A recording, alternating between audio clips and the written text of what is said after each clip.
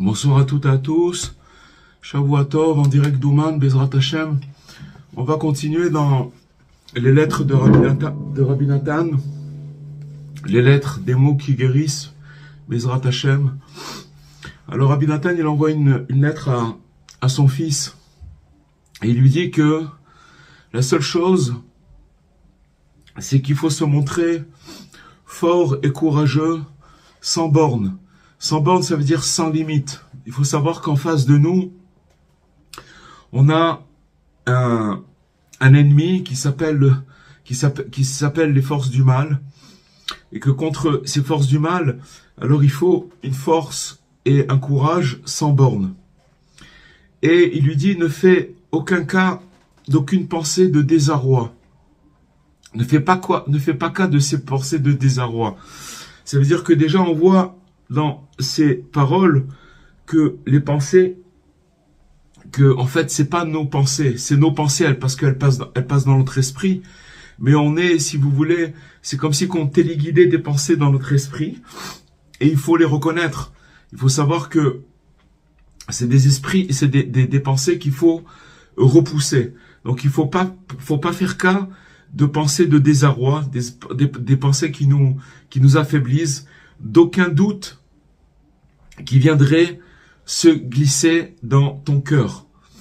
Les doutes, ils commencent dans le cœur, et puis quand le cœur, il y a des doutes, alors après, la personne, elle commence à fomenter des idées, des mauvaises pensées.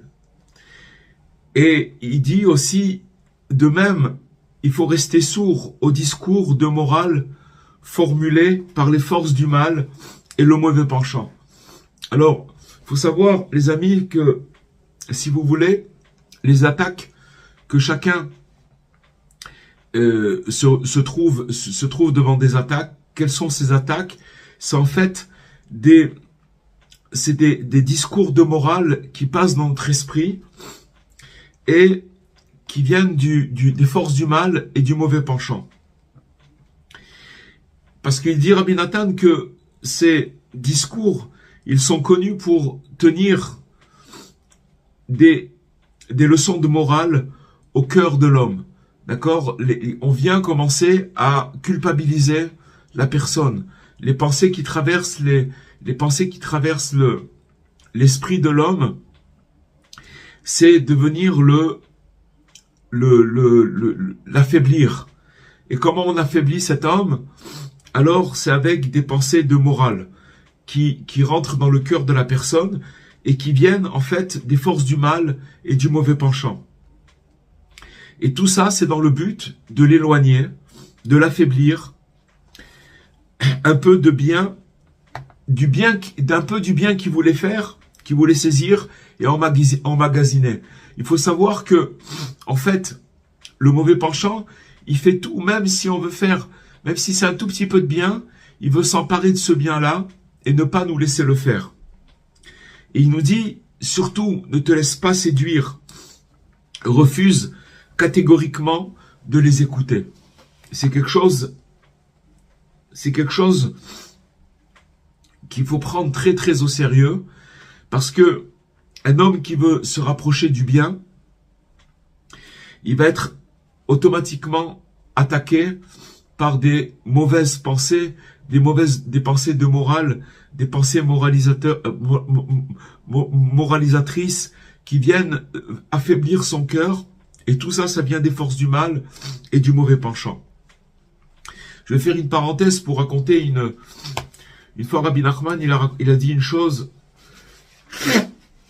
Excusez-moi. Une fois Rabbi Nachman, il a dit qu'il y avait une fois un commerçant, et ce commerçant, il avait une affaire, un magasin avec beaucoup de marchandises dans son magasin. Et une fois, il y a des bandits qui sont rentrés dans son magasin et qui lui ont volé toute sa marchandise. C'était beaucoup d'argent. Ils lui ont volé de l'argent, de la marchandise, etc. Et le pauvre commerçant, qu'est-ce qu'il a fait? Il n'a pas perdu courage. Il a dit, bon, je vais aller acheter de la marchandise à crédit puisque les fournisseurs me font confiance. Et petit à petit, je vais remonter la pente et voilà, je vais essayer de, comme on dit, je vais essayer de me refaire. Mais le pauvre malheureux, encore une fois, il s'est fait piller. Les bandits sont revenus, ils lui ont pris encore tout ce qu'elle avait dans le magasin. Et là, il pouvait pas rembourser ce qu'on lui avait volé, puisqu'il était endetté. Alors, il a demandé à son épouse si elle pouvait lui passer ses bijoux. Et avec ces bijoux-là, il les a donnés en gage. Et avec l'argent qu'il a reçu, il a racheté de la marchandise. Et petit à petit, c'est sûr qu'il n'était pas aussi aisé qu'il ne l'était avant de se faire voler. Mais il a réussi, bon an, mal an, un petit peu à remonter petit à petit avec beaucoup de difficultés. Et là encore, qu'est-ce qui s'est passé? Boum! On vient et on lui vole encore toute sa marchandise. Des bandits qui lui ont encore volé sa marchandise. Et là, il s'est vraiment découragé. Il savait plus quoi faire.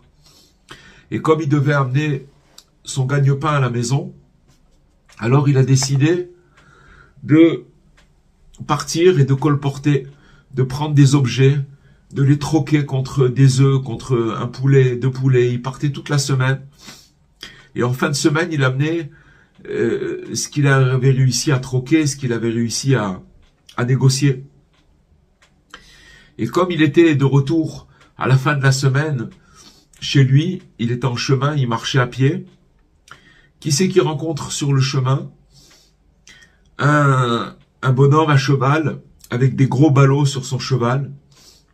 Et c'était un bandit. Et ce bandit lui a dit, écoute, tu vas me donner tout ce que tu as sur toi. Et je te laisse en vie.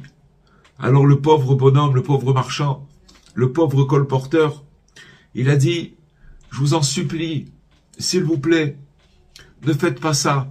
Il lui a raconté toute son histoire. Tout ce que j'ai fait maintenant, c'est de pouvoir amener quelques bricoles à la maison pour pouvoir manger. Et il lui a raconté toute ça, son histoire, mais le marchand, il voulait rien entendre. Le bandit, il voulait rien entendre. Et il lui a pris toute sa marchandise. Au moment où il lui a pris sa marchandise, le cheval, il a commencé, sur lequel le bandit était chevauché, il a commencé à s'emporter et à perdre la tête, le cheval. Il a commencé à gesticuler, à crier, à sauter, jusqu'à que le bandit il est tombé par terre.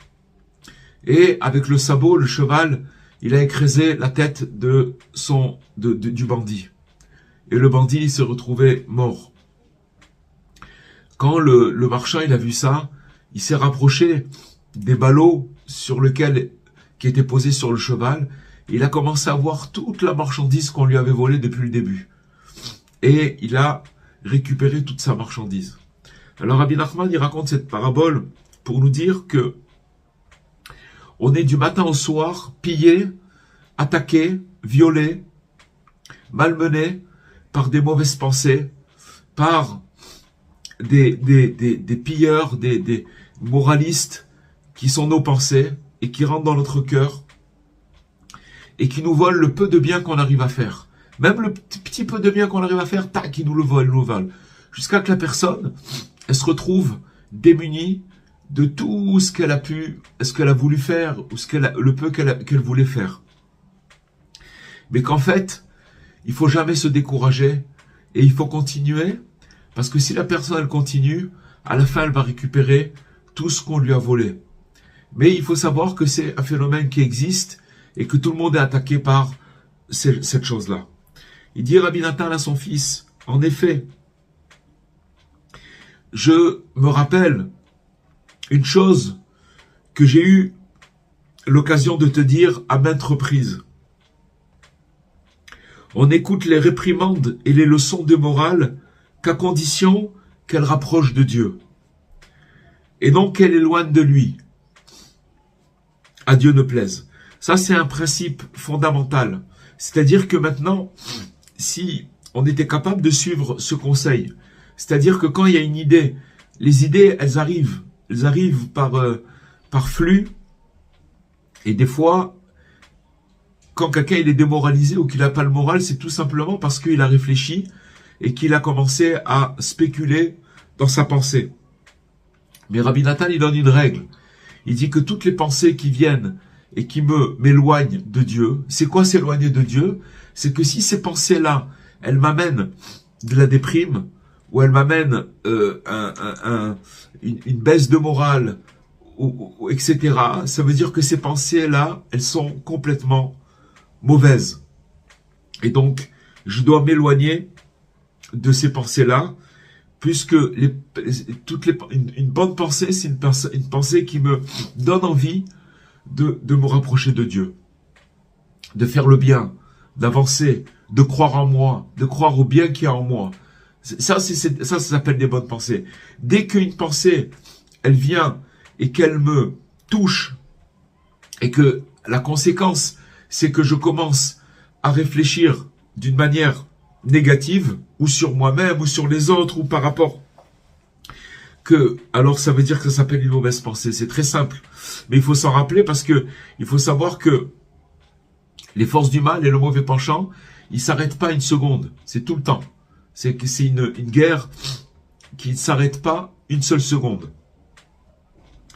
Et il dit, Rabbi Nathan à son fils, tu te souviens que je t'ai entretenu de l'ouvrage Réchit Chochma. Réchit Chochma, c'est un livre de morale qui s'appelle Les prémices de la sagesse, Réchit Chochma. Et il dit qu'il y a aussi d'autres livres de morale qui réprimandent abondamment l'homme. Et ne parle de lui, il parle de ces livres de morale, il parle de l'homme de manière humiliante. Et il dit, Rabbi Nathan, j'ai alors insisté beaucoup sur le fait que leur intention intégrale est uniquement de rapprocher de Dieu et donc d'éloigner de lui, de s'éloigner de lui. Il faut savoir, les amis, que il y a des livres de morale qui sont vrais dans la mesure où c'est la vérité, mais seulement, si vous voulez, ils ont été écrits par des grands sages, mais seulement ils avaient un langage, ils avaient une façon de parler à l'époque qui était en concordance, si vous voulez, avec le degré des gens qui avaient de l'époque. Par exemple, le langage qu'on parlait il y a 500 ou 600 ou 800 ans, c'est pas le même langage qu'on parlait il y a 200 ou 100 ans. C'est pas le même. À plus forte raison que ce qu'on parlait il y a 100 ans, c'est pas le même qu'on parle aujourd'hui dans notre génération. Parce que notre génération, elle est très très faible, et c'est pas des vérités. Ce sont des vérités, seulement on peut pas les comprendre. On peut pas les comprendre dans la mesure où, si vous voulez, on est tellement faible que chaque morale on a l'impression que on veut nous décourager, on veut nous éloigner. Et donc, si vous voulez, on interprète les choses d'une mauvaise façon, alors qu'en vérité, elles ont été écrites pour rapprocher l'homme de Dieu. Pour ça que Rabbi Nachman est arrivé et il nous prévient et il nous met en garde de faire très très attention. Si vous voulez, si on arrive à étudier ces livres de morale avec l'éclairage de Rabbi Nachman, alors on peut, en faisant attention, on peut arriver à vraiment s'élever et à vraiment avancer. Mais donc il lui dit, il met son fils en garde, Rabbi Nathan, en lui disant, il insiste sur le fait que l'intention de ces sages-là, elle était uniquement de rapprocher de Dieu et non pas de s'éloigner de Dieu. Et il nous dit que dans le même ordre d'idées, et plus généralement, il convient de veiller continuellement à comprendre que soi-même, à comprendre de soi-même, qu'aucun éloignement ou négligence ne doivent découler, à Dieu ne plaise, d'une réprimande ou d'un message de morale qui pénètre dans le cœur. C'est-à-dire que maintenant, on va entendre certaines vérités. C'est pour ça, excusez-moi, je vais vous dire quelque chose de très important. C'est pas que Dieu préserve pour dénigrer personne, mais des fois, vous pouvez entendre des cours où les gens qui font ces cours-là, si vous voulez, ils prennent un langage qui a été dit il mais ils n'ont pas le transformateur. C'est-à-dire ce langage-là, il a été dit il y a quelques années, il y a quelques centaines d'années, mais ils n'ont pas le transformateur. Et quand c'est dit, eh ben, les gens, ils ont envie de se sauver. Ils ont très peur. Ça fait très très peur.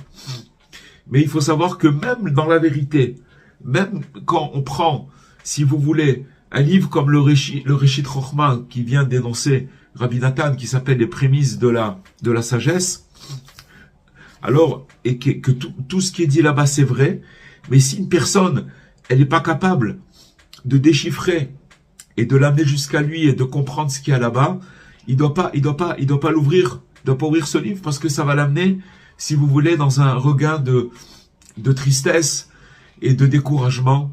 Et ça, c'est plus grave que tout. C'est pas pour ça qu'ils ont été écrits ces livres-là. Et il dit que donc, qu'il faut faire très très attention, qu'à cause de cette morale, il va découler, à Dieu ne plaise, à cause d'une réprimande ou d'un message de morale qui va pénétrer dans notre cœur et qui risque de nous éloigner. Il dit que il se peut que l'élan de morale et de réprimande ressentis par le cœur proviennent du côté de la sainteté. Ça veut dire que maintenant, on va entendre un message et il vient du côté de la sainteté. Il est véritablement... c'est ce que Dieu, il veut de nous. Ça vient de la voix céleste qui lance un appel chaque jour. Mais seulement, qu'est-ce qui se passe? Il nous dit Rabbi Nathan, les forces du mal se tiennent toujours contre l'homme en embuscade. C'est-à-dire que il y a ce message-là qui va venir, qui va venir jusqu'à nous. Et au moment où il va devoir rentrer, c'est comme si que vous avez des forces du mal qui se tiennent et qui commencent à transformer et à faire rentrer, si vous voulez, au lieu de rentrer, si vous voulez, ce message d'une manière où qui va glisser, ou qu'on va le recevoir et on va recevoir de l'énergie de ce message, alors il est transformé par les forces du mal qui vont rentrer en nous et qui vont commencer à nous faire, t'as vu où tu en es par rapport à ça, regarde truc, t'es complètement foutu, tu y arriveras jamais, regarde comment tu es par rapport à la vérité. Ils vont commencer avec la morale et de la morale, et ces idées-là. Et sachez une chose, c'est qu'on a besoin des fois de personnes. Hein. On peut être tout seul, si vous voulez, puisqu'on a expliqué que ce sont des forces du mal qui se trouvent en embuscade et qui rentrent dans l'esprit des gens et qui les découragent. Il nous dit que dans chacune des pensées, des paroles et des actions qui surviennent dans la personne, donc il y a pensée, tout ça, ça peut se passer sans communiquer avec personne. On a une pensée, on a une parole et on a une action.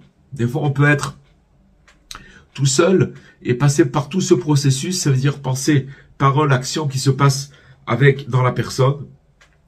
Alors, il cohabite là-bas deux nuances qui sont antagonistes. Il y a deux nuances, si vous voulez, dans la personne, et c'est quelque chose qui est très très important, les amis, de savoir. Parce que si on ne sait pas ça, on croit qu'on peut vaguer à toutes les sortes de pensées, on croit qu'on peut croire à des choses qui sont pas vraies du tout. Si vous voulez, en nous, on a deux forces qui sont complètement opposées, qui sont antagonistes. C'est pour ça qu'il s'est marqué que le bon penchant et le mauvais penchant se trouvent dans le cœur. Il y a une partie du cœur, le côté gauche du cœur, c'est là où le mauvais penchant y réside. D'accord? Et le côté droit du cœur, c'est là où le bon penchant réside. Alors il y a des fois, on ne sait pas qui c'est qui parle. Et il y a des fois où il y a une guerre entre les deux. C'est comme une bagarre. Et ça fait des dégâts. En fait, il y a une potion de vie et un poison mortel. Voilà. En nous, il y a cette personne, il y a ces deux nuances-là. Comme l'ont enseigné nos sages de mémoire bénie, à propos du verset Vesamtem va'avadetem. Ça veut dire, à propos du verset où il nous dit, dans le schéma, vous mettrez, ça veut dire, Vesamtem, vous mettrez mes paroles sur votre cœur. Ça veut dire que vous devez prendre les paroles que je vous ai dit. C'est un texte qu'on répète 2 fois par jour, le matin et le soir. C'est-à-dire que ces paroles-là, il faut le mettre sur le cœur. Et nos sages ont déduit de là que si la personne est méritante, cela va lui procurer une potion de vie. Un sam. Sam, c'est une potion. Et de vie. Et sinon, alors, ça va être un poison mortel. Donc, ça, c'est que Dieu préserve. Qu'est-ce que ça veut dire? Ça veut dire que maintenant, Dieu, il nous a dit une parole, qu'il faut prendre ces paroles qu'il nous a dit, Dieu, et les mettre sur notre cœur. Mais, si vous voulez, c'est une question de mérite. Comme il y a ces deux antagonistes, c'est une question de mérite. Si on a le mérite, alors c'est le bon côté qui va faire son travail et qui va nous élever. Et sinon, alors il va avoir cette embuscade qui va rentrer dans notre cœur. Et si vous voulez, même cette même parole-là, on va la transformer et elle va nous accuser. On va commencer à penser à la morale, etc. Et c'est quelque chose qui peut nous faire tomber.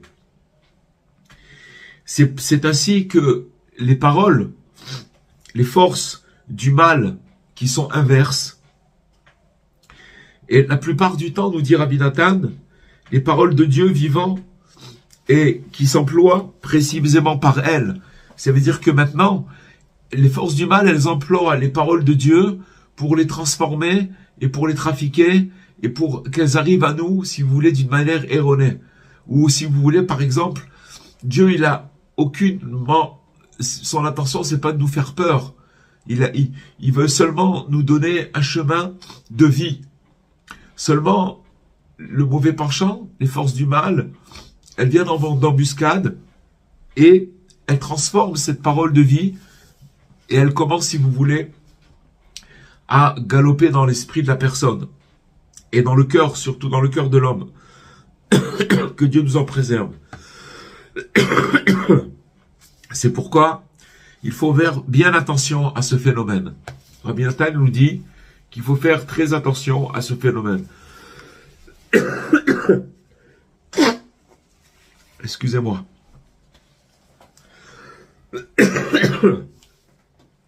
D'ailleurs, se trouve déjà chez nous, de façon détaillée, plusieurs conseils destinés à expliquer à l'homme comment se protéger des forces du mal.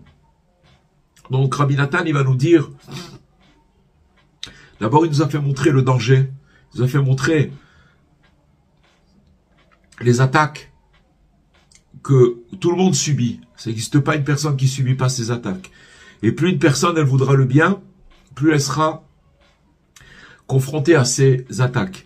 Alors ça ne veut pas dire qu'une personne qui ne veut pas le bien, elle est quand même attaquée, mais elle ne sait pas pourquoi elle est attaquée. Peu importe, le mauvais penchant, il veut tuer la personne. La tuer physiquement, tout simplement. Comment il la tue physiquement? En rentrant dans son esprit et en lui racontant des histoires. Donc il va nous expliquer que quand il nous dit que se trouve déjà chez nous, ça veut dire dans la pensée de Rabbi Nachman, dans les enseignements de Rabbi Nachman, ceux qui fréquentent cette pensée, de façon détaillée, il y a plusieurs conseils destinés à expliquer à l'homme comment se protéger des forces du mal et comment se revigorer et se réjouir. D'accord? Comment on fait pour rester joyeux et d'être fort?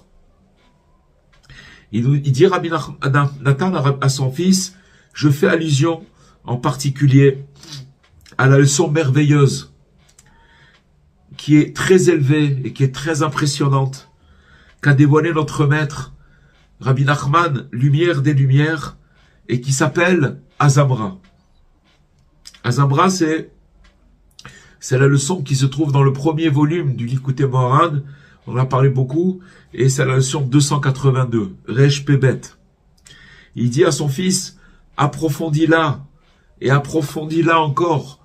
Ne t'arrête pas de creuser, de t'approfondir cette leçon. Vieillis et prends du temps avec elle. Ça veut dire, investis-toi, vieillis avec cette leçon. Et ne t'en sépare pas, car il n'y a pas de meilleure chose. Il n'y a pas plus beau que cette leçon.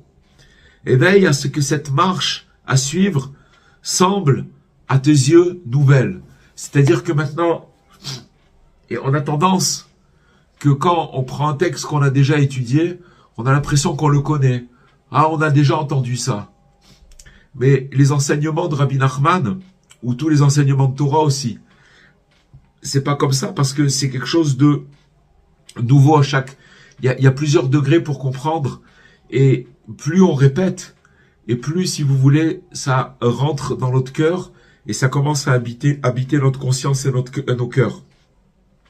C'est pour ça que il dit qu'il faut marcher avec ces enseignements, cet enseignement-là, et qu'il te semble cet enseignement nouveau à tes yeux. Chaque jour, et sans exception, c'est-à-dire chaque jour, il faut que ce soit nouveau à tes yeux. Et il dit, je t'en rappelle les grandes lignes de cet enseignement. D'abord, il faut se considérer chaque jour comme si l'on était loin de Dieu. Ça aussi, c'est une règle.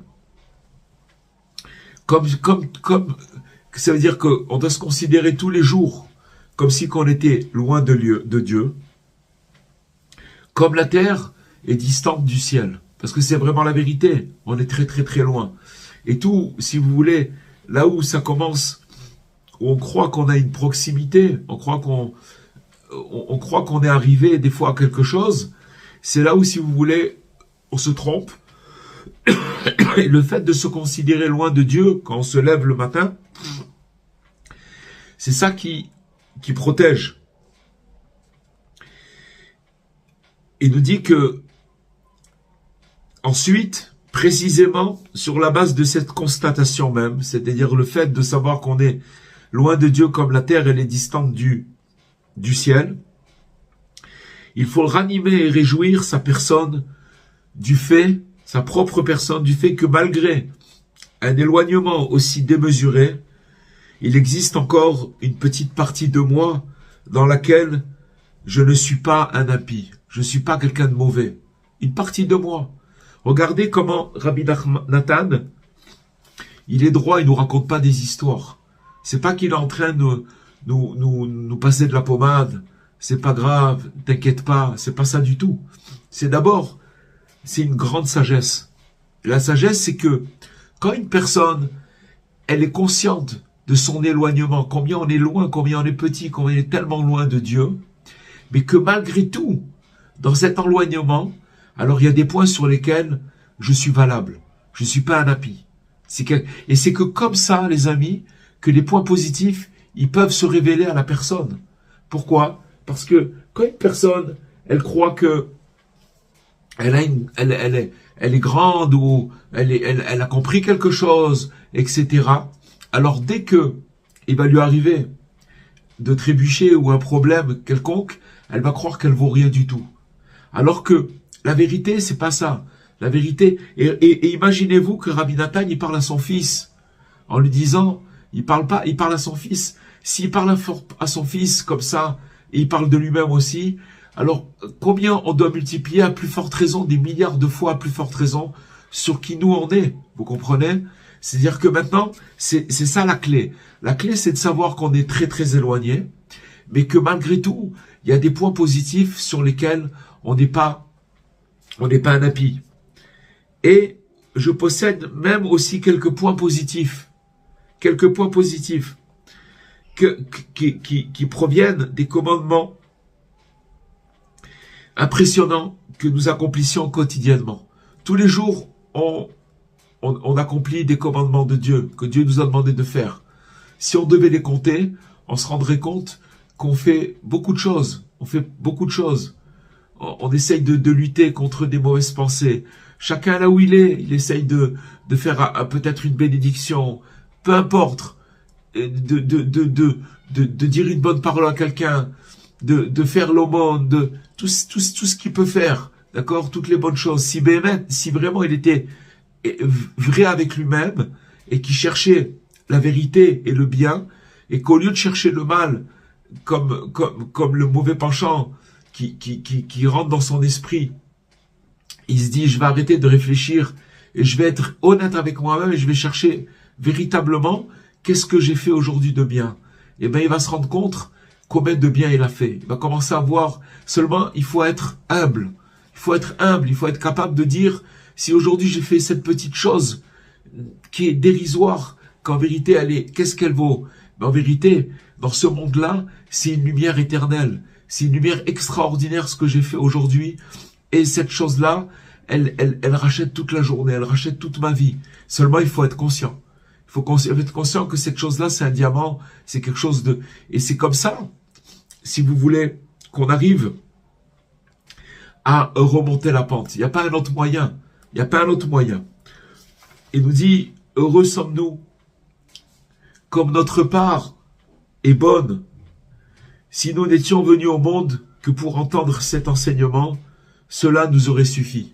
C'est-à-dire que Rabbi Nathan, il dit que cet enseignement qui s'appelle 282 à Zamra, alors si on était venu dans ce monde rien que pour entendre cet enseignement, ça aurait suffi. Ça aurait suffi pour tout réparer, pour tout arranger. C'est en fait chercher le bien, d'abord chez moi et chez les autres. Le problème, je vais vous dire, le problème c'est que si vous voulez, je vous l'ai dit un petit peu la semaine dernière, mais on peut le coller avec ce qu'on vient de dire maintenant. Le problème, c'est qu'on ne croit pas que ce que Dieu fait, c'est bien. C'est-à-dire que il nous arrive toutes sortes de choses et on pense que Dieu, il nous aime pas. Dieu, il fait pas attention à nous. Dieu, il est, voilà, on commence à avoir des mauvaises pensées sur Dieu. Et que tout ce qui nous arrive, pourquoi ça nous arrive? Parce que c'est Dieu qui nous aime pas. Donc déjà, le premier bien, c'est de savoir que Dieu, tout ce qu'il fait, c'est pour notre bien. Notre bien, à chacun particulièrement. Chacun, il a des épreuves différentes. Mais il faut savoir que tout ce que fait Hachem, c'est pour le bien. C'est pour le bien, c'est pas pour nous. Et il y a autre chose que je vous ai dit la semaine dernière, c'est que Dieu, il nous aime chacun d'un amour infini. Véritablement, véritablement, il nous aime. Il aime toutes ses créatures. Il nous aime. Et une autre chose aussi, c'est que quand on souffre de quelque chose, Dieu, il souffre aussi. Il y a un exemple qu'on peut donner, c'est que, imaginez-vous un papa ou une maman qui amène son fils ou sa fille chez le dentiste. D'accord? Maintenant, le gosse, il est mort de trouille, il a très très peur, il pleure, il tape des pieds. Et le papa ou la maman, elle souffre de voir son fils comme ça. Mais pourquoi elle l'amène chez le dentiste alors que c'est une souffrance? Parce qu'en vérité, c'est pour son bien. C'est pour son bien. Il sait qu'il va passer un mauvais quart d'heure, mais après, il va pouvoir guérir, il va pouvoir sortir du problème qu'il a, de ces douleurs qui se trouvent et qu'il a, etc. Et ça va éviter d'autres problèmes après. Parce que, alors c'est exactement la même chose. Hachem, avec nous, il nous fait passer par des choses qu'on comprend pas. On peut pas comprendre notre chemin. Chacun, il a un chemin particulier. Mais quand on sait qu'Hachem, tout ce qu'il fait, c'est que pour le bien. Il y a rien qui fait pour le mal, qui fait que du bien. Et que il nous aime d'un amour infini. Et que quand il a mal, quand j'ai mal, il a mal lui aussi. Il a mal plus que moi encore. Plus que moi. Alors, vous savez à quoi ça nous amène, ces trois choses-là? Elles nous amènent une chose, c'est que je remercie Hachem. Je remercie parce que s'il fait tout ça pour moi, il m'aime. Quand il a mal, quand j'ai mal, il a mal lui aussi. Et qu'il m'aime, et que tout ce qu'il fait, c'est pour le bien. Qu'est-ce que je peux faire d'autre que de le remercier?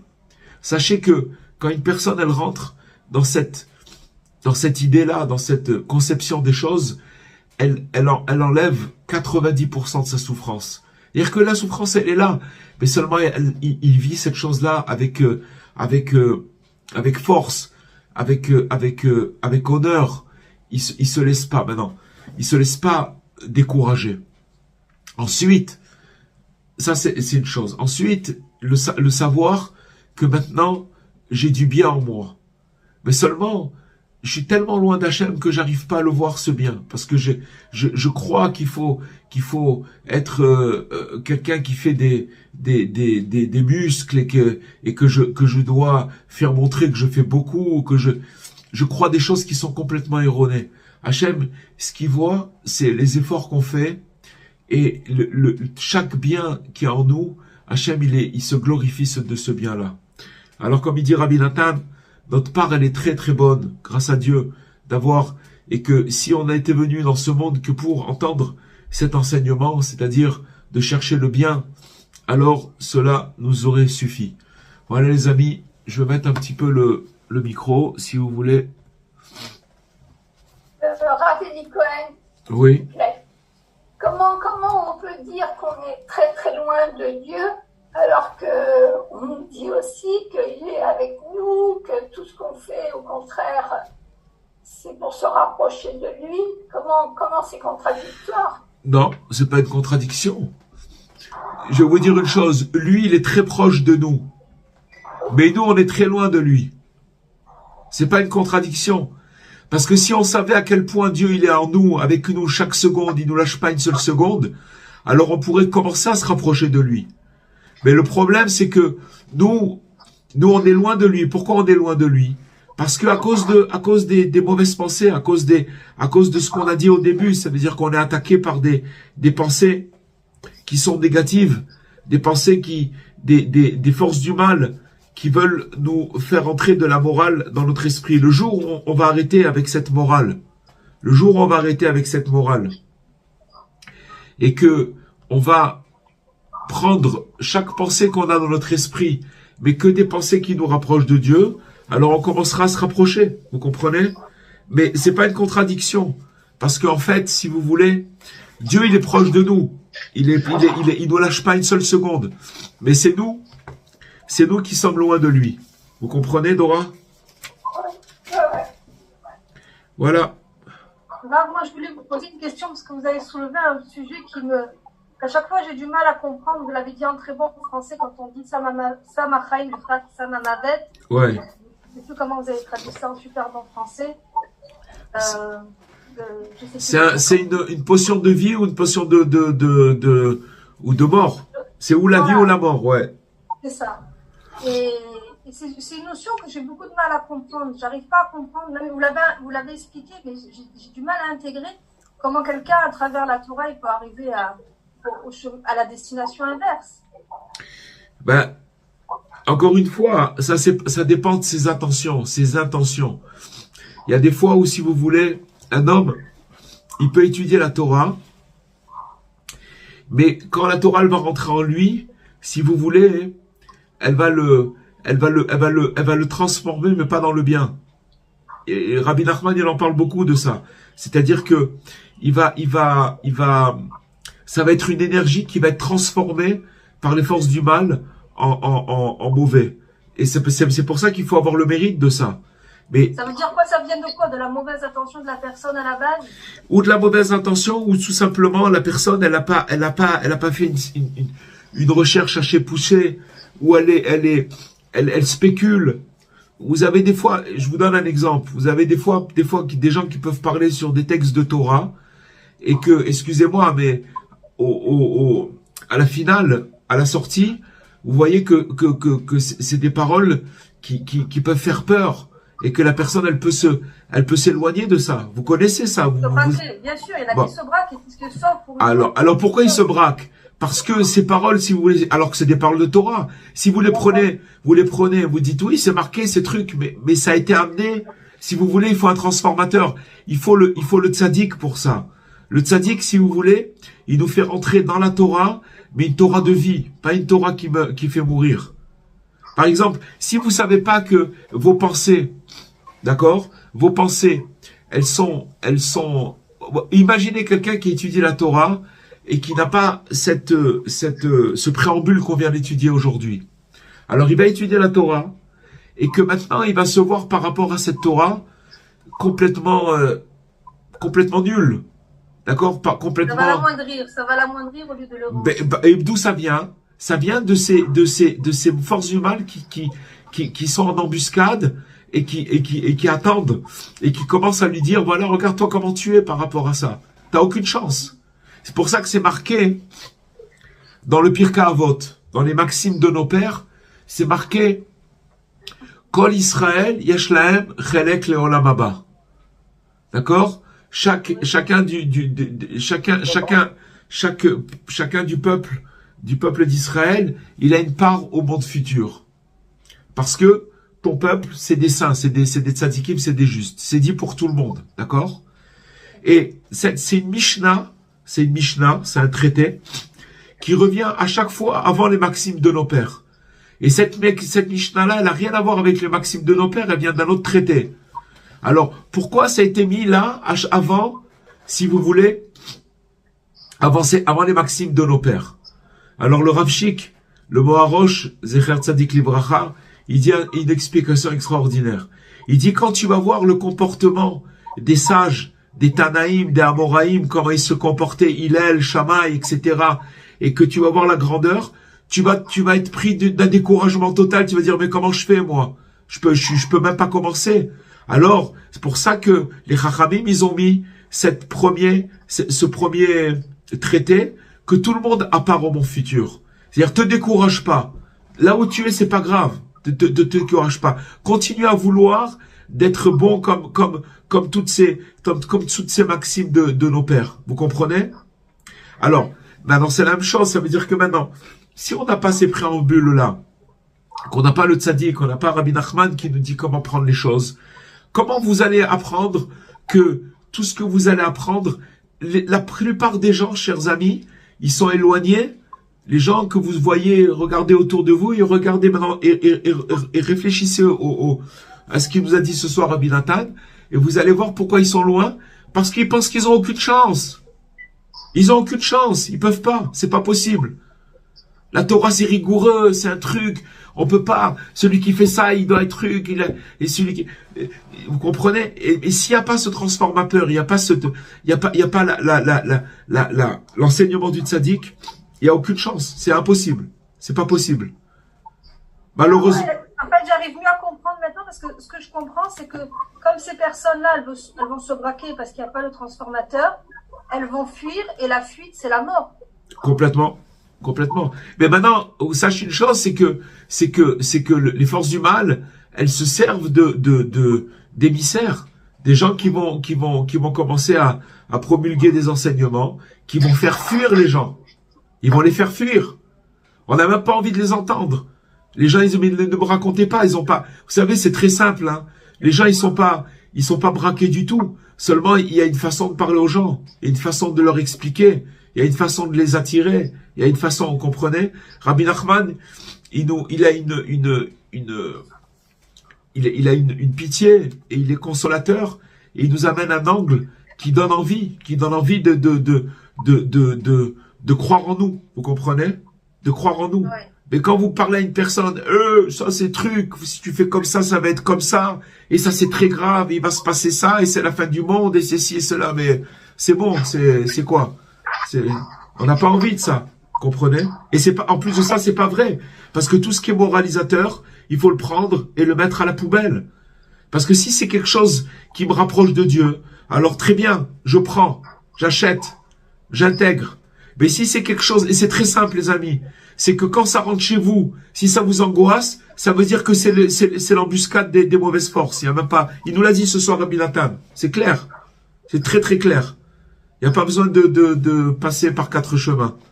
Donc on doit absolument chercher des choses où on se sent bien. Complètement. Des enseignements. Bien sûr, des enseignements. Quand on est mal avec quelque chose, il faut partir. Il faut partir. D'abord Rabbi Nachman, il nous a parlé des pensées. Ça se passe déjà chez nous. Parce que vous relevez-vous le matin, vous allez voir, essayez de sortir de vous-même et essayez de voir comment vous réfléchissez. Est-ce que vous réfléchissez d'une manière qui vous donne envie de vivre, d'avancer, au lieu de vous accabler, au lieu de s'accabler, de dire waouh truc, chacun avec son truc. Vous comprenez? Alors sur nous-mêmes, d'abord faut commencer avec nous-mêmes parce que la guerre elle est en nous, puisqu'on a dit qu'on a en nous 2 antagonistes, 2 forces antagonistes qui viennent et qui se battent constamment. C'est chez nous. C'est d'abord chez nous. Et bien entendu, déjà qu'on arrive à s'en sortir avec ce qu'on a en nous, alors de ne pas rajouter des choses extérieures qu'on va entendre à droite et à gauche et qui va nous éloigner encore moins. Vous savez, le Chafetz Chaim, il a dit une chose extraordinaire. Il dit que à l'époque, il y avait des synagogues. Et les synagogues, elles étaient par corps de métier. Il y avait les synagogues des bouchers. il y avait la synagogue des cordonniers. Il y avait la synagogue des teinturiers. Alors, qu'est-ce que vous trouviez avant de rentrer dans la synagogue, par exemple, dans la synagogue des bouchers? Alors, avant de rentrer à la synagogue, ils avaient des tabliers.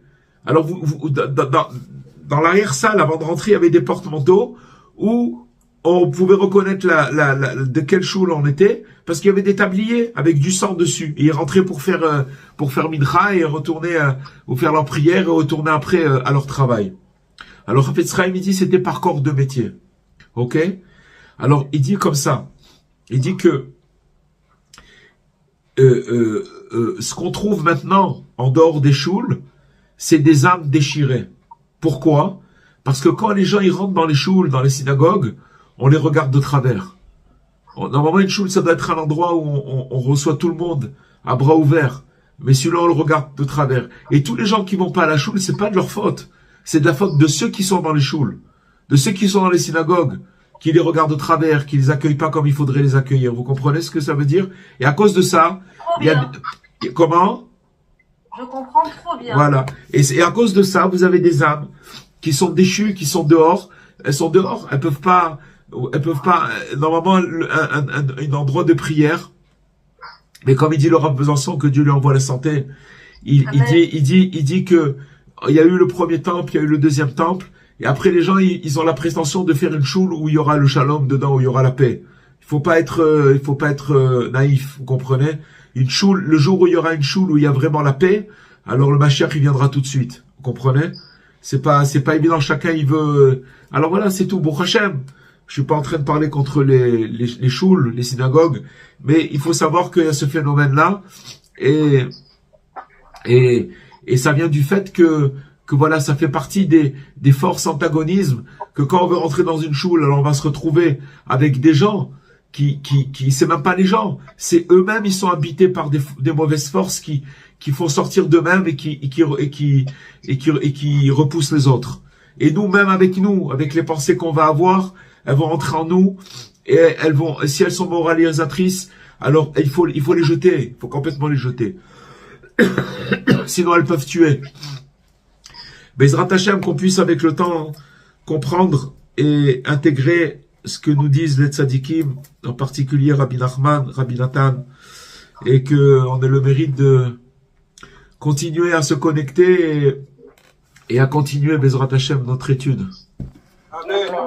Voilà les amis. Santé pour vous. Je vous souhaite une très belle semaine et tout Kol Tov à tout. Amen. Merci beaucoup à tous. Amen. Portez-vous bien. À bientôt. Merci beaucoup. Merci Claude. Kol Tov. Au revoir. Au revoir. Kol Tov.